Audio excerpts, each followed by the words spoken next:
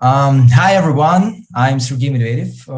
I'm the moderator here, and I'm really glad to be here. So I'm ex-CBDO at Cointelegraph. I left a month ago, and I've started a new digital label, Metashift.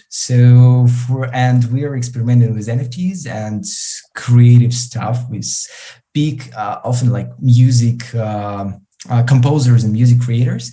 So, and for me, it's interesting to understand with our remarkable speakers how we could implement NFTs in a long-term perspective and do not like only drops on Rarible or Muti Gateway, but do something interesting.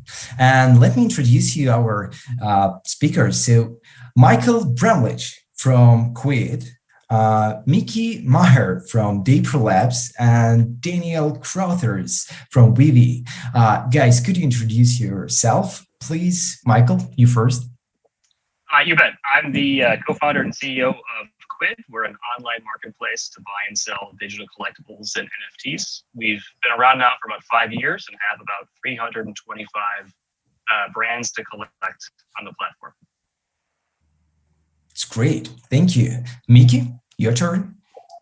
Hi, I'm Mickey Maher, the SVP of Platform Partnerships at Dapper Labs. I've been here for 3+ years. And if you don't know Dapper Labs, we are the essentially creator of NFTs on Ethereum with CryptoKitties. We've created NBA Top Shot, as well as the first layer 1 protocol flow, which was designed with NFTs, collectibles, and entertainment dApps and experiences in mind from the ground up.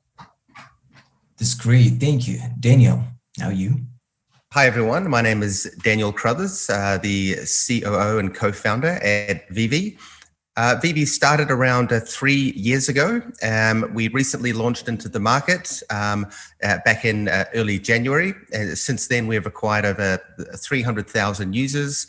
We have 100+ brands on board at the moment. And the product was really created by collectors for collectors. And it's, for us, what is most important is about creating an immersive experience, an immersive environment that collectors from the real world of collecting already know and love, and bring this into a digital environment. It's great. Thank you so much. And my first question, I think will be for all of you, but Daniel, you will be the first, because I saw physical collectibles like behind you. And so organizers put these questions like this: what is the difference between collectible NFTs and existing collectibles? I disagree, like NFTs exist as well. So my main question, so what's the difference between collector's experience with NFTs and physical collectibles? What do you think? Sure. Well, I guess from our perspective, they are all collectibles, right?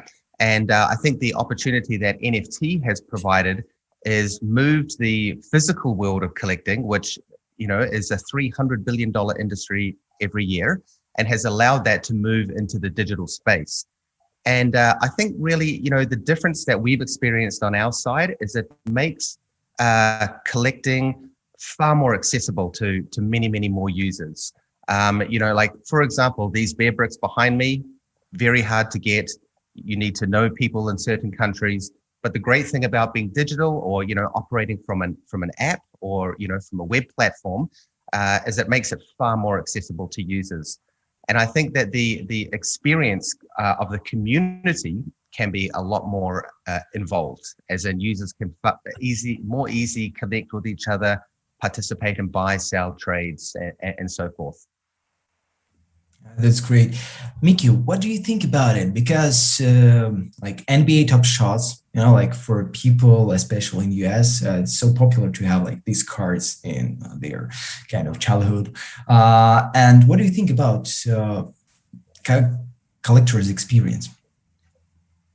Yeah, I think, a lot of times I equate it to my experience of collecting physical sports cards when I was a kid.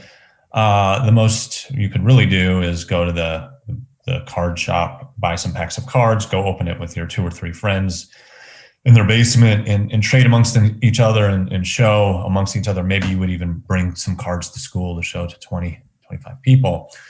The digital world allows this to happen across millions, if not tens of millions of users or community members simultaneously. What also enables is tremendous liquidity for those assets, as not only can you showcase it to those tens of billions of users simultaneously, but you can do and enable permissionless trading of those assets. So I think the permissionless trading in such a wide community, and the social and showcasing aspect, such a wide community, and it can enable in digital are huge benefits of doing it digitally versus physically. And I would say to even, and maybe I'll expand on this point later, but digital also allows you to bring utility into the mix for the collectibles at a much larger scale and much easier than you could in the physical world. Okay, thank you. Michael, so I heard that Quid is backed by Animoca brands. So what do you think about like additional mechanics of like gamification or something like, because, this kind of experience for a collector, okay, you can touch it in like physical world, that in digital world, maybe you could have some additional mechanics. What do you think about it? Yeah, I think all those are possibilities. Similar to what sort of Mickey said, I actually grew up collecting physical sports cards. And I have a unique vantage point in that after about a decade in a traditional high-tech career, I went to work for Topps, the old American baseball card company, that essentially built a business off of selling pieces of cardboard, right? So I have this perspective of not only being a physical card collector, but also sitting on the other side of the curtain and actually being part of a team that issues physical trading cards. So I think the comparison of the two, Mickey nailed it, Dan nailed it. If you have a list of what it means to own something made of cardboard and compare it with owning something that's purely digital, there are some areas where it's clear the digital experience is 10x better than a piece of cardboard or a piece of plastic, right? Mickey talked about liquidity. I think Dan talked about accessibility. Those are entirely true. There are some other aspects, though, where maybe we're not quite there yet as an industry, where you can truly take your physical baseball card anywhere you want. And maybe yet that's the promise of NFTs, but it's yet to be fully realized. But to your question about the mechanics and the gamification of it, I actually like to think that we are terribly clever. We actually observe what it's like to collect pieces of cardboard or pieces of plastic in the physical world. And if you really analyze what's going on at a card convention or at a place like Comic-Con, you actually have pretty nuanced metagames happening, right? You've got status and prestige associated with having the best collection. Well, you can obviously create that in a digital environment, right? You can do things like raffles or repacks. That actually can now be done in a very authenticated way, in a highly liquid, highly efficient way if it's done digitally. So ultimately, I actually think that digital collecting will evolve. It will match all of the characteristics of physical collecting, but then there will be some attributes where it's so utterly clear that because the form factor is digital, and because it's entirely done in a digital context, that it's going to be 10x, if not 100x better. nobody touched on it, but there are obviously physical limitations to producing things out of cardboard, paper, or plastic. The medium has to be corporeal. But in the world of digital collectibles, the medium is anything you can dream up with code, right? So Top Shot is an amazing example of bringing almost like a traditional physical basketball card to life with a full moment, with a full clip. I think we're really only at the early stages of imagining what a digital collectible and NFT can be when you truly get artists and programmers to do innovative things with this entirely new canvas that otherwise couldn't exist in paper or plastic. It's great. Thank you. So Mickey, like this maybe question for you. So how big brands are looking into NFTs? So right now, are they kind of preparing a long-term strategy, or are they just doing some PR on trendy market? What do you think? I would say it really depends on the brand and depends on the IP. A lot of them do have pretty formulated long-term strategies and interesting ideas. I would say, though, they all recognize that they're novices in the space, and I'm sure that the other panelists have similar experiences, but they come to someone like me or someone like Dapper Labs or Ecomi or Quid potentially to have us help them with their ideas, have us help them with their strategy and how to bring their brands to their fans in this medium or this space. So we're doing a lot of educating and helping brands and IPs formulate those strategies. Yeah, that's great. Daniel, what do you think about this? Yeah, I think Mickey really hit the nail on the head in the sense that there are a lot of IP companies that we work with who have a long-term strategy. They saw and understood the opportunity in the space, last year.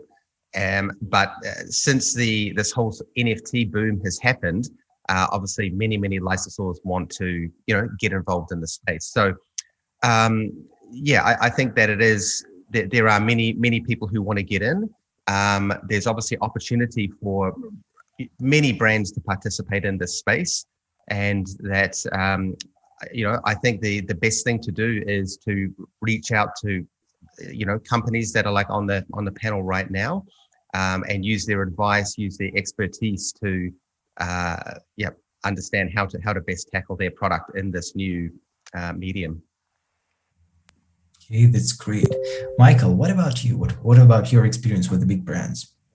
Yeah, I think it's case by case to what Mickey was mentioning. There are certainly some media companies, sports leagues, et cetera, that are novices to the space and are looking for a trusted partner to sort of translate the world of NFTs into terms that they can understand. There are, however, some media companies that have been studying this for about a decade, in large part because the physical collectibles ecosystem, I think, still leaves a lot to be desired. With physical collectibles, you have to manufacture it, you have to ship it, there's a supply chain, there's raw materials, there's logistics. It's simply not fast enough, right? There are too many inefficiencies in terms of the production of that physical collectible. Additionally, a lot of these media companies have looked at physical collectibles over the years and kind of lamented the fact that a lot of the activity takes place in the aftermarket. So this notion that a licensor or media company can participate in a secondary sale of the collectible actually squares a lot of the problems that these same media companies saw with products made of paper or plastic. I think additionally too, those that are innovative at the media companies, they actually see that it's not only an additional perpetual revenue stream, that there are implications of having that additional revenue stream, which actually can fix the market. One of the problems with collectibles is oversupply. Right? And oversupply exists because licensors and licensees traditionally only make money by issuing more content, right? The ability to go along for the ride with an NFT over the next 10 years or 100 years and participate in those aftermarket sales is a wonderful incentive to fix issues that exist at the primary market.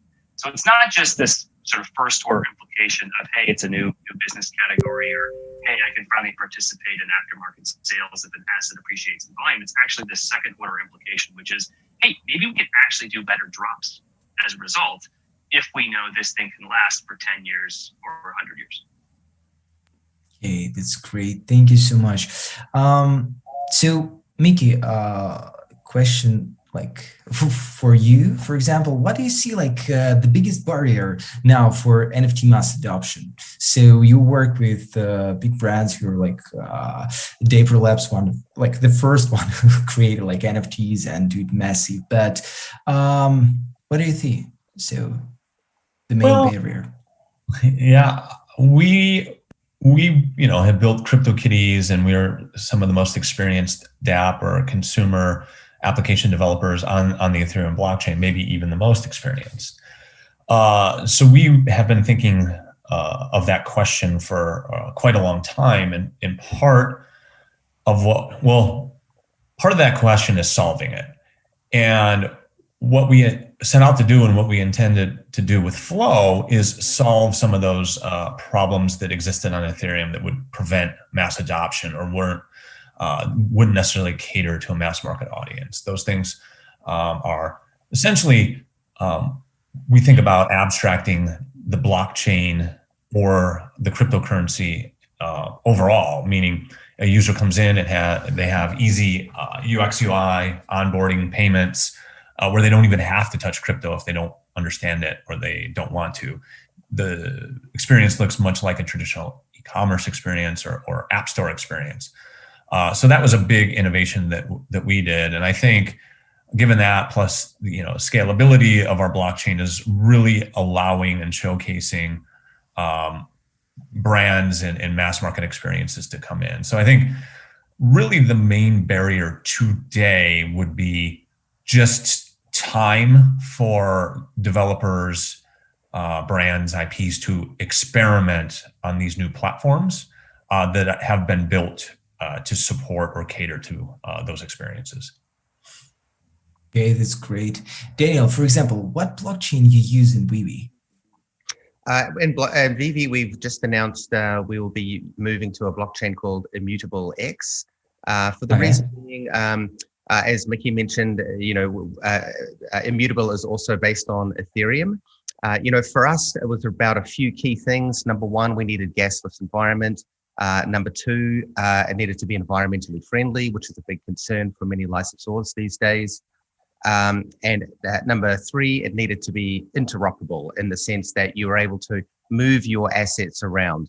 And Ethereum, while it does have some issues, I really believe, and the wider team here at VeVe really believes that Ethereum will be the sort of the number one platform moving ahead into the future. Okay, that's great. Michael, what about you? What do you think the main barrier for the mass adoption? That's a fantastic question. Ultimately, to I think Mickey's response, I think you have to be there because you love collecting and you love the underlying asset. It's almost an afterthought or an enhancement that not just the ownership record, but the rest of the entire collectible can live on chain and get those benefits of decentralization and eventually true digital ownership. So I think actually across the panelists and across other companies in this space, there's an emerging sort of hybrid approach where the front door can be incredibly accessible. It can appeal to no coiners. It can appeal to individuals who don't have a crypto wallet, don't hold cryptocurrency, might not even have a credit card. But it's about getting them comfortable with the mechanic of owning these objects in a digital-only format. And then from there, I think largely the blockchain becomes an enhancement to that experience. Our metaphor is ultimately that not everything you own on Quid should live on chain. There are plenty of collectibles you have that are fun to store in your digital binder, but might not rise to the value of warranting going through the minting process, right? Or may not rise to the sort of the connection with the collector that they want to own it for 10 years or 100 years. So in our model, it's really about being collector-led. You can own objects off-chain on Quid. Those objects that you really love, that you fall in love with, that you want to pass down to your grandkids, and you want to get the benefits of interoperability, et cetera, those are the ones where the collector chooses to which chain they want to mint. Either Ethereum or Harmony, potentially Wax, potentially Flow, ultimately making it the collector that has the agency to determine where that collectible should reside long term. Okay, that's great. And now we are preparing drop like unreleased song of David Bowie. So, and we saw audience, so it's mostly no coiners. So, because now a lot of people buying NFTs, and 98%, I think they're like from crypto industry and they hold crypto, and it's nice. For them, it's understandable thing. So, and for us, like, well, how we should do this. And it's kind of pretty a mature audience. They have money, they can buy it, but they don't know how. So what do you think about it? You said about no coiners, how you solve this problem. Is that to me? Yeah, let's continue. Yeah, so I'll jump in. Well, look, I don't mean to get too sort of technical in it, but obviously it depends largely on the scarcity. It depends on the sales format. If this is meant to appeal to a high-end premium market because you're going to issue a one-of-one NFT featuring this unreleased track by Bowie, I think a lot of it depends on how you want to sort of architect the drop. If it's going to be extremely scarce, if you're going to sell it perhaps via an auction format, you're probably talking about like a sort of art collector or music collector memorabilia type of market. But I think largely with more and more drops that happen, with more and more sort of exploration of the high end, the mid tier, and the low end, more and more exploration of different scarcity models, different collecting mechanics. I think one of the real sort of success of these incremental drops is going to be who ultimately wins, who owns it. Is it a no coiner that was brought in, or is it a crypto whale that has largely been investing in these? And so I think if you can do the former, I think that's a huge sign of success, not only for the drop, but for the broader industry. Yeah, because for me, it's kind of pretty interesting, because to create wallet automatically after payment or something, like it's kind of, I'm talking about hot questions for me. Even in our audience, I think they will be interested in this, because it's kind of use cases that now it's really important. I see this barrier, like no coiners, they see activities like in NFT world and say, okay, how can I participate? Crypto, wallet, Ethereum, flow. What is flow? Like, okay, how can I do this? Okay, so we that's don't great. Even, and sorry. Yeah, I mean, we don't even promote or talk about flow or our cryptos, flow or any of the other cryptos that you can pay with. They're there to support the core crypto community, and you can go and find them if you want to pay with Ethereum or Flow or anything else. But we felt like the mass audience of NBA Top Shot and these experiences are those fans, passionate fans of the brand that want to come in and collect. So we cater to them, at least in terms of the default UI, UX, or the default payments being credit card or fiat, so they never have to see or touch crypto. And then we still heavily support the whales, which come in through crypto typically, in the community and purchasing, et cetera. But I think they're not mutually, or you can have both, right? So you can have that top-down approach with the mass market of the fans of the brand, and that bottom-up economy building approach with the crypto folks. Yeah, and I'll just add to that too, because I think Mickey's absolutely right. I think that's where each one of us wants to evolve towards. Is you have an ecosystem of collectors where the driver of demand is different, right? If the sole driver of demand is, let's say, speculation or a quick flip, that's going to peter out fairly quickly. But if you have a robust group of buyers generating the demand, and each one of those buyers kind of wants it for different reasons, that's where you can ensure long-term liquidity. So this blending of fans who love the IP, this blending of completionists who want to collect and own every item in the set, combined with a group of core crypto enthusiasts who obviously see sort of a different form of value in it. That's really where I think the healthiest ecosystems will emerge. It's great, thank you.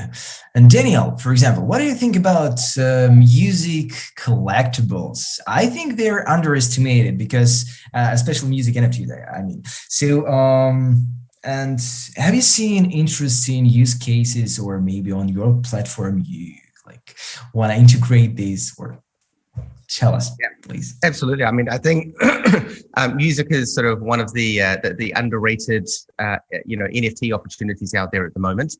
We get approached by musicians all the time, producers, And maybe it's not necessarily just about, dropping a music track.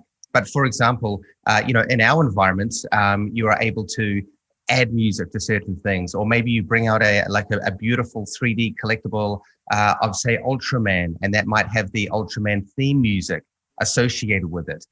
Or for example, maybe within the virtual showrooms that we offer, you can have a stereo system in there, and within that you can have your music sort of offering. So I think it can go beyond just the music itself, into sort of a wider experience. And again, at the end of the day, it's about making sure that the fan who is collecting that item is having a very immersive and collective experience. I'd say up till now, music hasn't been really that collectible because it's been so ubiquitously available. So I really think it's about some innovative ways to bring that music in and to offer it in a slightly different format that fans may enjoy. It's great, thank you. And Mickey, maybe you have some thoughts about music NFTs. I do have some thoughts. I think music NFTs, I think the ideas and the best use cases around them are still being formulated. Things that I think music NFTs should represent is exclusive social capital of your favorite brands or artists, right? So what do I have that's exclusive to this medium, exclusive to me, that I can brag to my friends that I'm, the biggest fan of this artist, or I was first provenance, right? I was first to discover this item or this artist, etc. So building up your social capital around your music fandom is one. And then what do those NFTs then open up in terms of access to those artists? Is it, tickets in the physical world? Is it a exclusive YouTube video of that artist thanking you for owning the NFT, which is an NFT in itself? Probably not a YouTube video, but a video nonetheless. Stuff like that. And then I also think that there's this interesting revenue, cash flows, IP ownership model where, say you're an artist, you're launching your new album. The rights to that album could be fractionized into NFTs, and users could buy up pieces of those rights. And depending on how the album does, they can earn off of those rights. So if I buy 1/300,000th of the new Taylor Swift album, I own a piece of that, and however that does revenue-wise, sales-wise, I get a portion of that through my NFT ownership. Stuff like that. Okay, thank you so much. And final question, Michael, tell us about what do you think the main challenging task for whole NFT market right now? Wonderful question. I would say it is, everyone likes to say mainstream adoption, which then becomes a discussion of accessibility.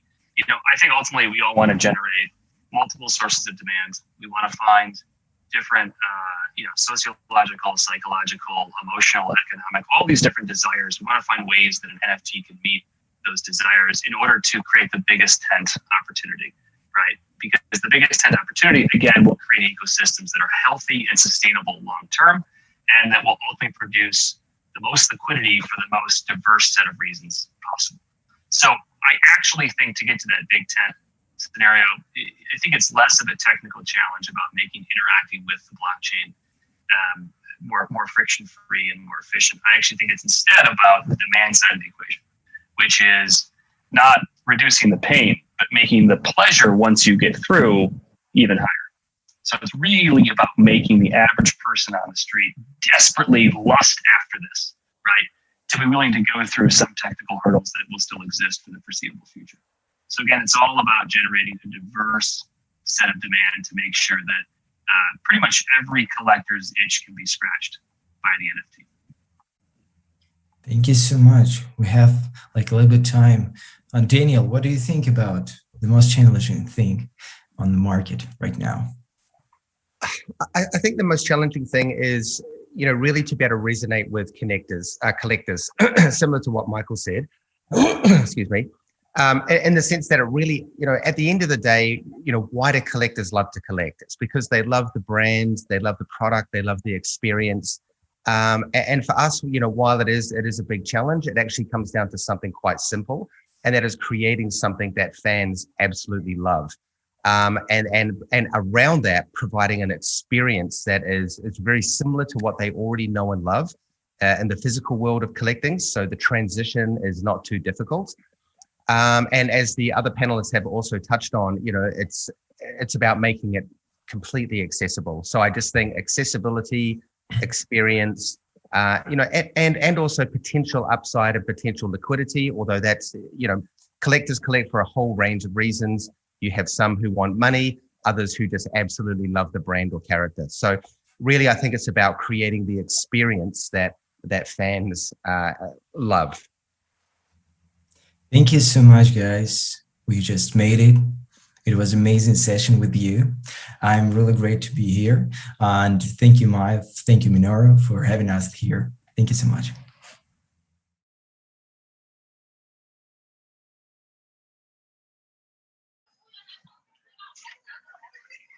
Hello, everyone. And this is Suji and from